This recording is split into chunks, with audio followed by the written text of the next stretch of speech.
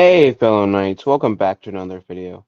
So in this video, I will say this, we will be talking about Wicked, and we will be talking about spoilers for the second Wicked film that's going to be coming out in November of this year. So if you guys don't want any sort of spoilers to the film, I would not be watching this video right now. But if you're like me, who have seen the musical, then this won't really be much of a spoiler. But if you haven't seen the musical nor I guess read the book of Wicked, this will be spoilers. So this is your fair spoiler warning off the bat before anyone decides to be mad at me for it. Ready, set, okay. So we're going to be talking about how one of the characters in Wicked ends up being the Scarecrow in Wizard of Oz, which obviously you guys are smart people. I don't need to tell you guys that Wicked is supposed to be a prequel to the Wizard of Oz a bit. So anyways, let's read this article.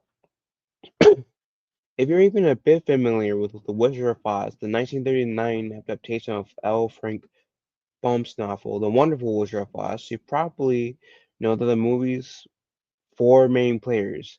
You've got Dorothy Gale, um, who's a girl transferred from Kansas to Oz thanks to a magical tornado who ends up meeting the Cowardly Lion, the Tin Man, and the Scarecrow. And the names they have by each character, they're referring to the Wizard, people portrayed them in the Wizard of Oz film. Um, in the fantastical land, because the movie presents Oz as the location of a magical dream Dorothy's having. Yeah, I'm gonna skip the that. Nearly a century later, audiences return to Oz thanks to John M. Chu's adaptation of the hit Broadway musical Wicked, itself adapted from Gregory Maguire's 1995 Oz-centric prequel novel Wicked: The Life and Times of the Wicked Witch of the West, and the Scarecrow only appears briefly in the opening. Those in the know, though, know that we've already met the Scarecrow because in Steven Squirt's musical, one of the main characters becomes the Scarecrow in Act 2. Same with, I think, if memory serves me right, from the two times I've seen the musical, we do also see the person, we already kind of met the person in part one, of who will eventually become Tin Man in part two as well. And we already met the character that will later become the Cowardly Lion, also in part two, I believe. So, like I said, this is kind of spoiler territory. Anyways, so who's doomed to become the brainless scarecrow who ends up begging the wizard for some gray matter to put in his head? That would be Winkle Prince Fiero Tagaglair. Play, so what does Fiero do in Wicked Part 1? So after Appleba and Glinda arrive at Shiz University and begin their studies, the entire student body goes wild over the impending arrival of Fiero, our notably handsome prince ir- whose and rebellious, irreverent and rebellious behavior has gotten him kicked out of several other schools. When Fiero shows up to Shiz, the women are especially titillated, including Glinda, who goes out of her way to flirt with him. Appleboy notably isn't impressed by his behavior and disdain for knowledge and studying, which obviously means that Fiero ends up fascinated with a green-skinned girl who won't give him the time of day. Fierro convinces the entire student body to sneak out one event and go dance and party at a nearby Stardust ballroom, and Galinda fears that she has to share her single room with Alphaba, who only ends up studying at Shiz after accidentally performing magic that attracts the attention of the school's dean of sorcery, Madame Marvel, convinces Alphaba to wear an unflattering witch hat, humiliating her. Galinda ultimately joins Alphaba in a dance, bonding the two forever, and the duo starts spending time with Glinda's boyfriend Fiero, which, though Fiero seems airheaded and conceited, he and Alphaba joins forces to help a scared lion cub, which we can imagine may grow up to be the cowardly lion, which I won't confirm or deny. After animals are being banned from teaching at Shiz and the cruel professor tries to experiment on the cub. After they share a moment together in the woods, Alba sings a lament over the fact that Fiero loves Glinda, not her. The mournful ballad, I'm Not That Girl. Once Glinda, who shortens her name to Glinda in honor of the fallen animal professor, Dr. Diamond, Delamond, sorry, and Alba head off to Oz to meet the wizard.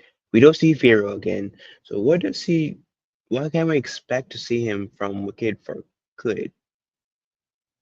Which is essentially the question for this. So, at the end of Part 1, Glinda has allied herself unwillingly with the evil Manon Marble and the wizard himself. After allowing Alphaba to escape their clutches on Broomstick, where so where's Firo in all of this? He's back at Shiz, and when we see him again in the second act of the Wicked musical, which is spoilers from here on out, he's captain of the Wizard's Guard of Oz and is engaged to Glinda. Fiyero is still in love with Elphaba, though, which Glinda seems to initially know, especially considering that their engagement is fully arranged by Madame Marvel to boost morale in Hans and distract from her evil deeds done alongside the wizard. And when Alphaba takes a huge risk and returns to Oz to try to free flying monkeys, Fiyero protects her. He also disappears with her, leaving Glinda devastated. While hiding to a remote forest, Fiyero and Alphaba sing a duet as long as you're mine, revealing that they love each other. And after Appleboy is forced to try and save her sister, Nerissa Rose, which is going to be interesting how they're going to get her out of that wheelchair. You guys will see why I mean if once you see the movie or see clips on YouTube about it.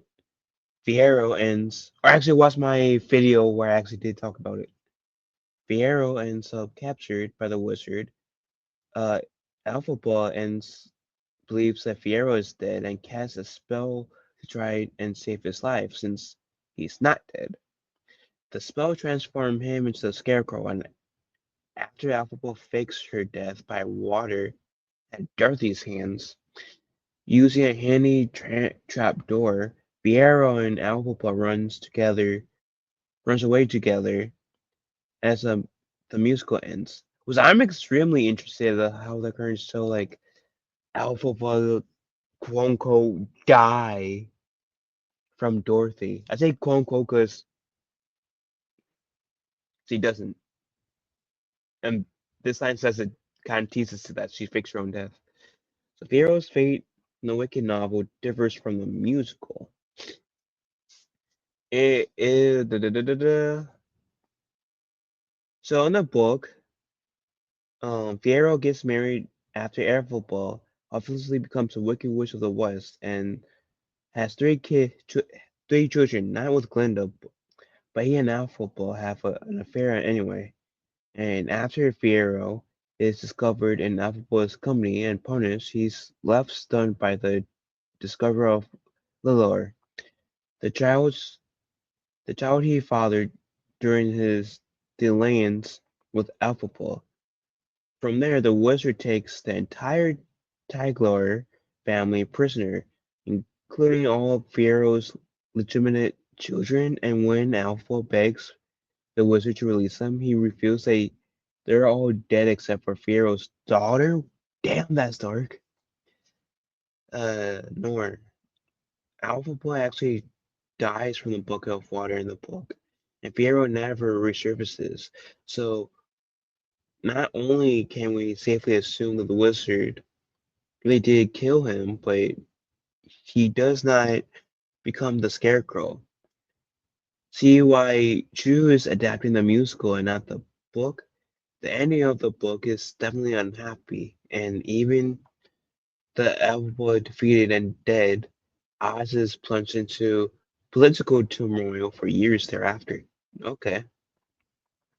So Dancing Through Life offers some clues about Fiero's future. So Fiero's big musical number in Wicked, I'm just gonna say Wicked because even the musical have that, where Jonathan Bailey absolutely crushes, is there a lengthy song Dance Through Life, which is I think also the longest song in Act One of the musical as it was in the movie. Just say, of course, extended that scene in the movie. Anyways, in which he extols the virtues of living an ignorant life free of thinking and concerns.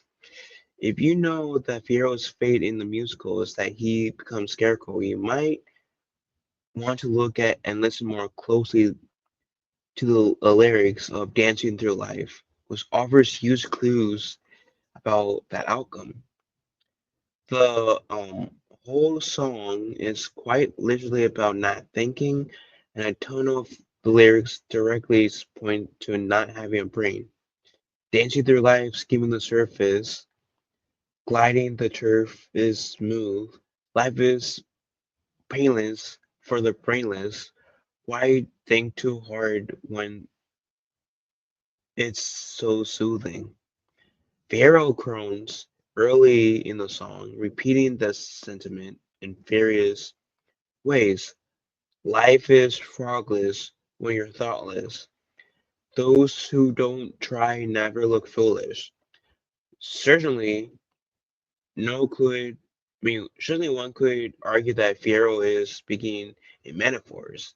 And if you take him literally, he's saying that the best way to experience your one precious life is to stop thinking entirely, which he's forced to do when he loses his brain and becomes the Scarecrow later in the story.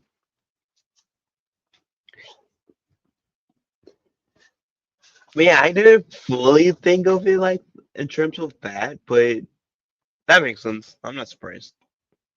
I am not surprised. Anyways, and a pivotal scene involving poppies directly references Scarecrow. And it looks like that's going to be the last bit of this article. So remember how Fiero and Elphaba saved a line code from Crow's experimentations and basically kicked off the relationship in progress. The whole reason why they're able to get the line code safely out of Shiz is in the first place because Alphaba insists by the idea of the line code will be tortured in front of her, and a room full of students accidentally performs a spell that sends poppy flying throughout the classroom.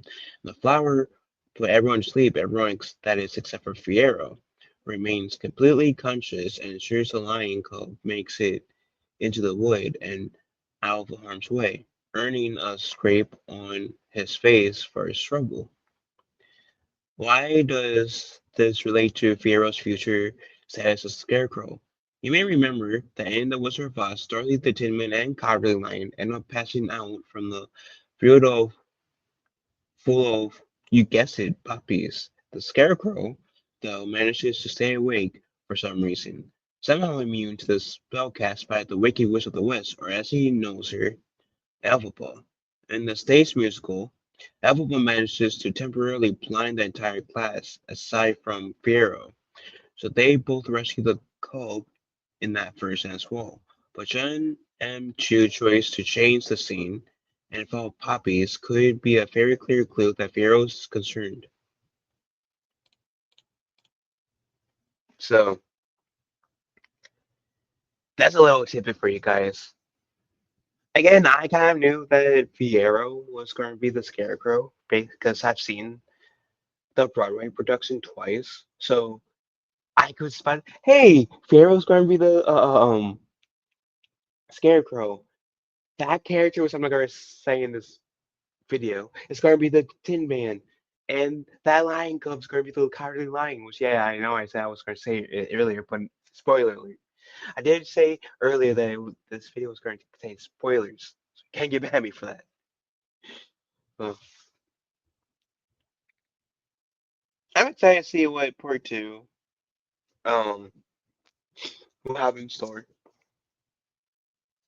Um, I personally so far like the musical better because I like how musicals allow your imagination, kind of force your imagination to take place to a certain degree. But I like the Wicked Part One. I'm looking for a Wicked Part Two. That's coming out this year. So what do you fellow musicians think about this article?